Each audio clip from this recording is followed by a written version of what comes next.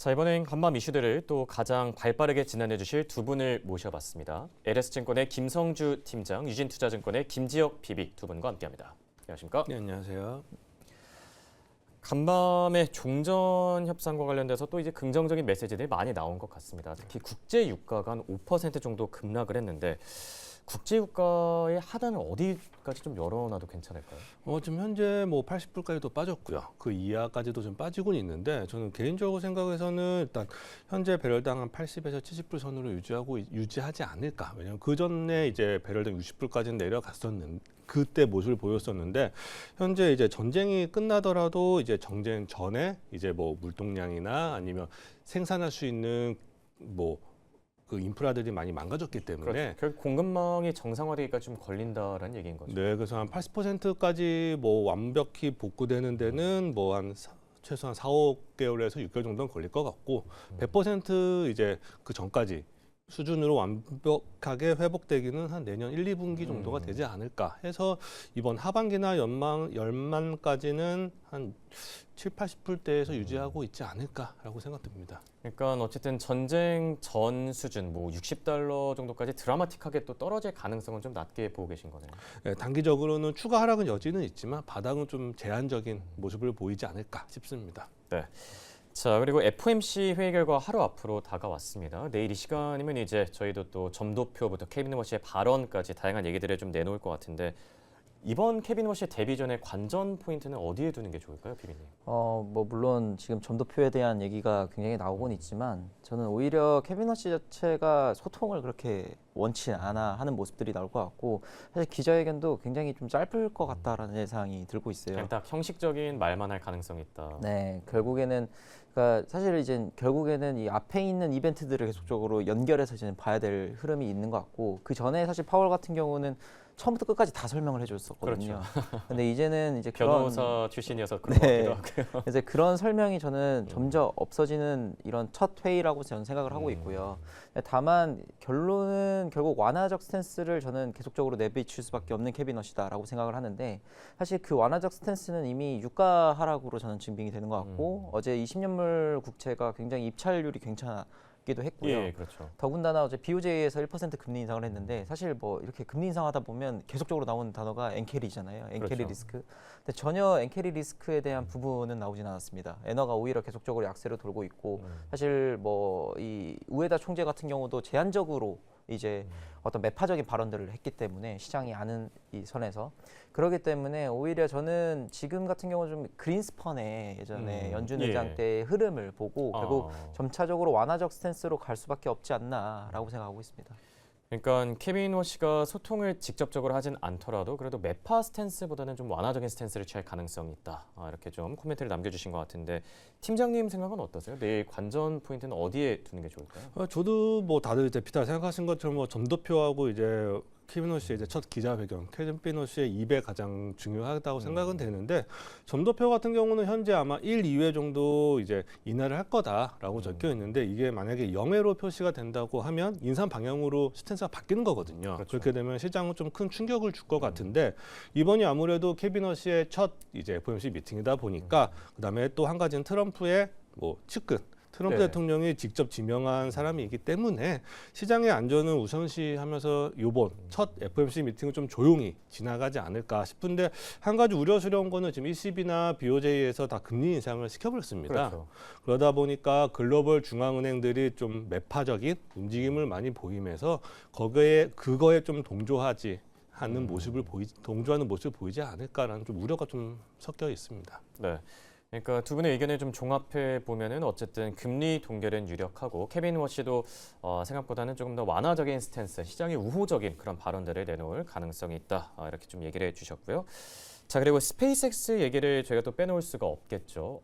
대단합니다. 지금 뭐 3거래일째 계속 이 좋은 흐름을 유지하고 있는데 시총이 한때 마이크로소프트랑 아마존을 추월하기도 했다 이런 그 헤드라인들이 걸렸더라고요. 근데 또 한 가지 저희가 신경 써야 될 부분이 이 주가 차트 흐름만 놓고 보면은 처음에 장중한 9% 급등했다가 이제 장 막판에 상승분의 반 정도 반납하면서 어떻게 보면은 좀 이제 윗꼬리가 달리는 듯한 느낌이었는데 피비님은 이런 이 주가 흐름, 뭐 차트 흐름에 대해서는 좀 어떻게 보고 계실까요? 저는 일단 스페이스X는 지금 구조상 네. 성공할 수밖에 없었다라고 저는 생각을 하는데, 그러니까 결국에는 지금 저희가 금리 인상에 대한 부분들을 우리가 굉장히 우려를 했었고, 그렇죠. 이럴수록 투자자들은 굉장히 확고한 이벤트에 좀 투자를 하게 됩니다. 그래서 그런 점에 있어서 아무래도 유통 물량이 굉장히 적었고, 그리고 그뿐만 아니라 스페이스X 같은 경우는 이제 예상 매출에 대한 부분, 그리고 이 구조 나스닥 100에 편입되거나 아니면 여러 이제 지금 S&P 500에는 편입되긴 어렵지만 지금 그런 편입에 대한 준비를 계속적으로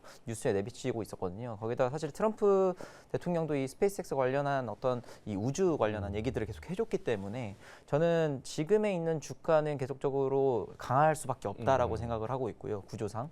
그리고 만약에 내일 FOMC에서 뭔가 금리 인하에 대한 부분들이 나온다면 사실 오늘 스페이스X도 9% 올랐었던 이유 중 하나가 결국 커서 인수에 있었거든요. 그렇죠. XAI에 결국 그런 AI에 관련한 흐름을 가지고 있고 우주 데이터 센터라는 이 어떤 성장 섹터가 한 번 더 불뿜을 수 있기 때문에 지금의 주가보다도 조금 더 올라갈 수도 있다라고 생각하고 있습니다.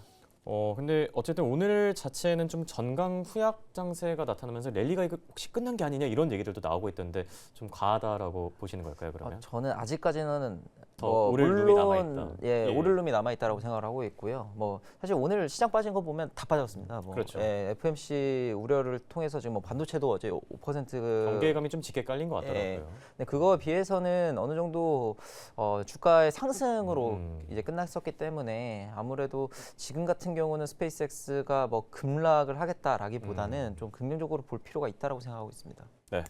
랠리가 벌써 끝났다 이런 신호보다는 당분간 조금 더 이어질 가능성이 크다 이렇게 또 코멘트를 해주셨고요. 자, 그리고 지금 반도체 시장에서 엔비디아의 점유율 이게 뭐 여전하다 이런 평가들이 계속 나오고 있습니다. 뭐 TPU도 있었고 트레니움도 뭐 분투했지만 결국 승자는 엔비디아라는 평가들이 나오고 있는데 팀장님 생각은 어떠실까요? 그 의견에 뭐 동의하고요. 당분간의 승자는 엔비디아이지 않을까. 아성을 뛰어넘기엔 좀 어렵다. 아직은 힘들지 않을까 싶고, 엔비디아는 뭐 GPU뿐만이 아니라 뭐 CUD의 네트워킹이나 뭐 서버 통합, 뭐 솔루션 모든 거를 갖고 있는 회사이기 때문에 단순 칩 경쟁만 하는 건 아니에요. 그렇지만 이제 이런 구글 TPU나 아마존의 트레니움보다 점유율이 훨씬 더 높은 거는 지금까지의 큰 이제 뭐 개발 시간이 큰 자산이었던 것 같습니다. 왜냐하면 자체 칩을 만드는 회사들도 있지만 그 회사들의 개발자들이 꾸준히 뭐 엔비디아의 CUDA나 여러 가지 엔비디아 걸 많이 사용하고 있습니다. 어쩔 수 없이. 왜냐하면 그렇죠. 지금까지 엔비디아 거가 상용화가 되었기 때문에 개발하는 개발자 입장에서는 어쩔 수 없이 사용하는 게 되고 있고, 특히 일단 추론 단계에서는 다양한 AI를 돌릴 때 특화된 이제 뭐 자체 칩보다는 이제 아무래도 보편화된 엔비디아 쪽의 GPU의 유연성에 좀 더 유리하지 않을까 싶으면서 저는 빅테크들이 내부적으로 최적화되는 자체 칩을 많이 만들고 있습니다. 일단 빅테크들의 내부적으로는 자체 칩을 많이 사용할 수도 있겠지만 범용 AI에서는 아직 인프라에서는 엔비디아다. 그래서 저는 아직까지는 당분간은 엔비디아의 승리가 계속 이어지지 않을까 싶습니다. 자, 팀장님은 결국 엔비디아다 이렇게 또 의견을 내려주셨는데 PB님 생각도 비슷하실까요? 아니면 다른 견해를 갖고 계실까요? 개인적으로는 엔비디아가 지금 뭐 앞으로 한 3, 4년까지는 계속적으로 이제 가져갈 수 있다라고 생각하는 이유가 아무래도 지금은 인프라 투자에 굉장히 혈안을 가지고 있고 사실 AI의 컴퓨팅 파워가 굉장히 중요하기 때문에 그렇죠. 그 컴퓨팅 파워가 투자가 멈추기 전까지는 엔비디아의 우세를 저는 점칠 수 있을 것 같고요. 만약에 그 컴퓨팅 파워를 넘어서 효율적인 측면을 빅테크 쪽에서 발현을 하게 되면 그 다음부터는 이제 서비스 제공 측면으로 넘어가기 때문에 그럼 그 제공 측면에서 과연 어떤 기업이 올라갈까라고 했을 땐 저는 개인적으로 구글이나 뭐 테슬라까지도 저는 가능하다라고 생각을 하고 있거든요. 그래서 그렇게 이제 소비자 단에서 이제 바로 이제 AI에 대한 어떤 서비스를 누릴 수 있는 측면들이 이제 아마 이 AI 전체의 어떤 사이클로 봤을 때 하반기로 갈수록은 엔비디아보다는 그런 기업이 더 우세가 될 수도 있겠다라는 생각도 들고 있습니다. 네. 당분간은 엔비디아의 이 승자 독식 구도가 좀 깨지기 어려울 수는 있겠지만 앞으로 갈수록 뭐 빅테크 기업들도 좀 선망할 것이다 이렇게 평가를 내려주셨고요. 자, 그리고 월가에서 좀 서늘한 경고들이 계속 나오고 있다라고 합니다. 한 곳이 터지면 줄줄이 무너진다. 그러니까 어제도 저희가 엔비디아 관련 얘기를 잠시 했을 때 회사채를 5년 만에 또 발행했다는 얘기를 저희가 전해드렸었는데 이게 버블이 끝에 다가가고 있다는 신호일까요? 아니면 AI 혁명이 또 한창이라는 신호로 봐야 될까요? 어떻게 생각하시죠? 저는 지금 일단 규모는 일단 전례가 없는 규모입니다. 근데 이제 좀 말씀해 주신 것처럼 구조는 취약한 구조이고 그럼에 따라서 저는 혁명하고 이제 버블이 좀 다 같이 공존하는 상태, 공존하는 시기가 아닌가 싶습니다. 왜냐하면 현재 제 생각에는 AI 인프라 전쟁은 모든 기술면을 떠나서 이제 자본전으로 들어간 상황인 걸로 생각이 되고요. 왜냐하면 지금 좀 그 대신 위험한 거는 이제 구글이 엔솔픽에 투자하고 TPU를 공급하고 엔비디아는 오픈AI와 비슷한 유사한 구조를 갖고 있거든요. 한 예. 군데가 무너지면 다른 한 군데 그 이하는 계속 무너질 수밖에 그렇죠. 없는 구조이기 때문에 이런 구조의 취약성은 분명히 있습니다. 이거에 네. 대한 버블은 있지만 그래도 이만큼의 모든 회사들이 투자를 하고 있다라는 거 보면 AI 시대는 아직 끝나지 않았다. 네. 아직은 올라갈 룸이 많이 남아 있다. 하지만 저는 가장 취약한 것은 저번 주에도 나왔지만 이제 오라클이 좀 위험하긴 한데 네. 이것도 약간 좀 뭐 버블과 혁명이 같이 저는 계속 공존하지 않을까 몇 년간은 네. 그렇게 생각합니다. 자, 지금 표로도 나가고 있는데 이 자금 조달을 발표한 기업들의 규모가 상당합니다. 보시면은 이제 말씀해 주신 것처럼 오라클도 이제 400억 달러 규모가 되고 알파벳, 메타, 슈퍼마이크로, 소프트뱅크, 스페이스X. 자, 이게 또 엔비디아까지 지금 뭐 여러 기업들 이렇게 리스트에 올라와 있는데 피비님 생각은 어떠실까요? 이게 버블의 끝에 다가고 있다는 신호로 좀 우려 섞인 시선으로 보는 게 맞을까요? 아니면 좀 과한 우려일까요, 이것도? 저는 과한 우려라고 보고 있고요. 음. 사실 이게 버블 징후라기보다는 AI 인프라에서 결국 자본은 귀결될 수밖에 없다라고 생각을 하고 있고요. 저는 이게 철도혁명이나 인터넷 혁명이 일어났을 때 보게 되면 뭐 굉장히 이제 투자의 빈도도 굉장히 높았고 당시 이제 국가 GDP 대비해서도 철도혁명 같은 경우는 거의 20% 넘게 투자가 됐었는데 그렇죠. 아직까지도 GDP 대비해서 지금 한 3에서 5% 사이라고 합니다. 그래서 물론 굉장히 이제 회사채를 많이 발행하고 채권을 발행한다라는 것은 우려스러울 수는 있지만 사실 그 전에 여러 혁명들에 있었던 투자의 관점이라고 보시면 될 것 같고요. 다만 이제 버블은 맞습니다. 버블은 맞고 버블도 낄 수 있는데 끼지 절대 버블이 없는데 절대 안 낀다고 생각을 하거든요. 그렇죠. 터지긴 나중에 터지는데 그럼 과연 언제 터질까라고 했을 땐 저는 금리가 굉장히 중요하다라고 생각하는데 과연 트럼프 대통령이 중간 선거를 앞두고 있는 11월의 이 시점에서 과연 하반기에 금리 인상을 할까? 예, 네. AI를 무너뜨릴까라는 생각은 들고 있고요. 그것도 그렇네요. 예, 그러면 결국에는 우리 이제 하반기까지는 이런 버블은 오히려 주식 매수의 기회로 좀 삼을 필요가 있다라고 생각하고 있습니다. 결국 뭐 이 AI 쪽과 관련해서는 금리가 핵심 변수가 될 것이다 이런 얘기를 해주셨고요. 자, 그리고 데이터 센터 건설과 관련된 얘기도 잠시 해볼까 하는데 뭐 최근에 좀 제동이 걸렸다 이런 평가들이 나오는 것 같아요. 네. 중간 선거를 앞두고 좀 정치권에서도 민감하게 반응하고 있는데 AI 랠리에 좀 뇌관이 될 수도 있을까요? 뭐 단기적으로는 뭐 선거 변수로 단기적으로 노이즈는 이제 발생이 될 겁니다. 그렇지만 장기 트렌드는 계속 지금과 유지할 거다. 저는 예상이 되고 있고 보다 수요보다는 일단 공급이 저는 문제라고 생각되고 있습니다. AI 수요가 꺾인 게 아니라 이제 전력이나 변압, 뭐 인허가 등의 이런 뒷단이 이제 따라가지 못하는 상황에 따라서 이제 데이터 센터의 프로젝트들이 이제 지연이 되거나 중단되는 사태가 발생한다고 저는 그렇죠. 개인적으로 생각이 되기 때문에 일단 앞에 단에서는 문제가 없을 것 같습니다. 앞에 단 문제가 없기 때문에 저는 분명히 이런 거를 미국 주위에서도 반대법이 늘어나고 있기 때문에 분명히 중간 선거가 트럼프 대통령 입장에서도 가장 중요한 하나의 이벤트이기 때문에 그 전까지는 크고 작은 노이즈는 계속 있을 것 같습니다. 하지만 일단 강한 수요를 요인으로 작용하기 때문에 뭐 너무 결국적으로는 걱정할 필요는 없다. 그래서 단기적으로는 생각은 하되 장기적으로는 큰 걱정은 좀 아니다라고 네. 싶습니다. 그러니까 결국 뭐 중간 선거의 뭐 단기 변수, 약간 뭐 잡음 정도로 좀 그렇죠. 생각하면 되지 않을까 이렇게 또 코멘트를 해주셨고요. 피비님 생각은 어떠시죠? 저도 이게 단기적인 노이즈라고 생각을 하고 있고요. 근데 다만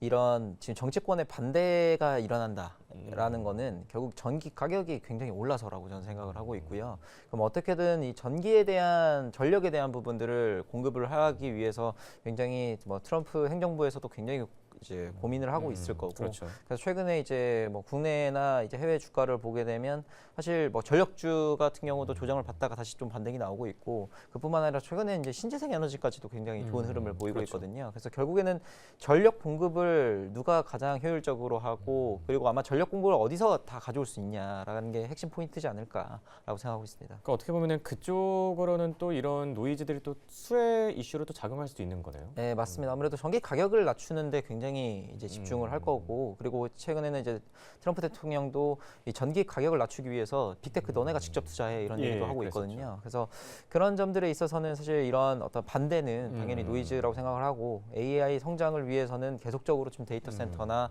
아니면 이런 전력 인프라가 계속적으로 지어져야 된다라고 생각하고 있습니다. 그러면 데이터 센터 관련주들이 좀 중간 선거에 미칠 영향, 이 하이퍼스케일러 등의 상승 제한에 대해서는 좀 어떻게 생각하고 계실까요? 예, 저는 하이퍼스케일러 같은 경우는 물론 지금 약간 이제 오르다가 좀 조정을 받고는 있지만 계속적으로 주가 흐름은 괜찮을 것 같다라고 생각을 들고 있고요. 결국 하이퍼스케일러가 조금 빠질 수 있다라는 거는 결국 GPU를 굉장히 이제 땡겨서 설치를 해놨는데 예. 만약에 이제 GPU가 이제 더 이상 필요 없다라고 하게 되면 그 재고를 다 쌓아놔가지고 이제 다 감가 처리를 해버려야 되는데, 그렇죠. 그런 점에서 결국 이런 M7이라는 기업들이 과연 GPU를 투자를 과연 멈추냐, 그 시점만 바라보게 되면 아직은 아니다라고 생각하고 있습니다.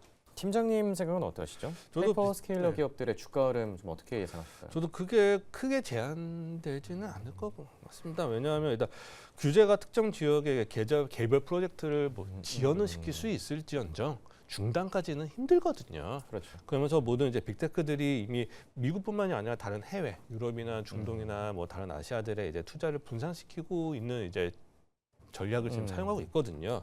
그다음에 하이퍼스케일러들의 주가는 일단 캐패시티 집행 여부보다는 얼만큼 수익화 속도를 빨리 내느냐가에 더 민감하게 반응을 하고 있기 때문에 저는 당분간 뭐 단기적으로 뭐 조정은 있겠지만 그렇게 큰 영향은 없지 않을 것 같습니다. 자, 결론을 지어보자면 두 분 다 뭐 오늘 AI와 반도체, 데이터 센터 뭐 여러 가지 얘기를 나눴는데 전반적으로 좀 긍정적인 평가들 내주고 계신 것 같아요. 그렇다면 데이터 센터 밸류 체인도 사실 굉장히 다양한데 네. 그 중에서 좀 가장 좋게 보시는 분야가 있다면 좀 탑픽 뽑아주실 수 있으실까요? 뭐 여러 가지가 있겠지만 저는 개인적으로는 이제 전력 인프라하고 이제 뭐 냉각 쪽이 가장 중요도 하고 가장 요즘에 이슈화가 많이 되고 있습니다. 그렇죠. 왜냐하면 저는 이제 개인적으로 리테일이나 여러 고객들 상담하다 보면 리테일 고객들이 전력 인프라나 냉각주에 대해서 문의하시는 고객들이 생각보다 많아지시는 거 보니까 네. 이제는 이쪽으로 조금 밸류체인이 다양하지만 이쪽 분야로 좀 넘어가는 게 아닌가 싶어가지고 저는 일단 뭐 칩보다는 칩을 받쳐주는 일단 인프라 뒤에 인프라가 안정적인 수익을 좀 제공을 하고 인프라를 제공해야 앞에 단에 있는 칩도 더 클 수 있는 네. 계기가 되지 않을까 싶어서 이제 뭐 전력 인프라나 이제 냉각 네. 쪽을 한번 좀 주의 깊게 보셨으면 좋겠습니다. 자, 전력 인프라와 냉각 꼽아주셨고요. 피비님 의견도 왠지 비슷할 것 같은데 네, 맞습니다. 맞으실까요? 예, 전력 인프라를 계속적으로 사야 된다라고 생각을 하고 있고요. 그러니까 장기적으로 보면 저는 클라우드까지도 조금 볼 필요가 있다고 클라우드까지, 생각하는데 결국에는 GPU라는 물리적인 환경을 이 클라우드를 통해서 아무래도 B2C로 지금 계속적으로 이제 공급이 될 거기 때문에 아무래도 최근에 이제 클라우드 기업들이 조금 굉장히 이제 힘든 나날을 겪고 있지만 이럴 때일수록 좀 저가 매수로 작용하는 것도 장기적으로 바라볼 때는 좋다라고 생각하고 있습니다. 그렇다면 한국 기업 가운데서 좀 눈여겨보는 기업도 있으실까요? 지금은 딱 들었을 때는 전력 인프라 같은 경우는 뭐 LS 일렉트릭이나 뭐 현대 일렉트릭 같은 이런 기업들이 지금 딱 사기가 좋은 자리도 왔거든요. 굉장히 한 달 반 동안 계속적으로 조정이 나왔어서 그렇죠. 지금 같은 가격대는 굉장히 저는 좋다라고 생각하고 있습니다. 네. 자, 이렇게 두 분의 탑픽까지 자세히 들어봤습니다. 결국 AI를 둘러싼 뭐 거품 논란, 법의 논란은 계속 이어지고 있긴 하지만 그래도 장기 전망은 그렇게 나빠 보이진 않습니다. 관련된 투자 전략에도 참고하시면 좋을 듯합니다. 지금까지 도말씀의 김성주 팀장 그리고 김지혁 PB와 함께했습니다. 다녀왔습니다.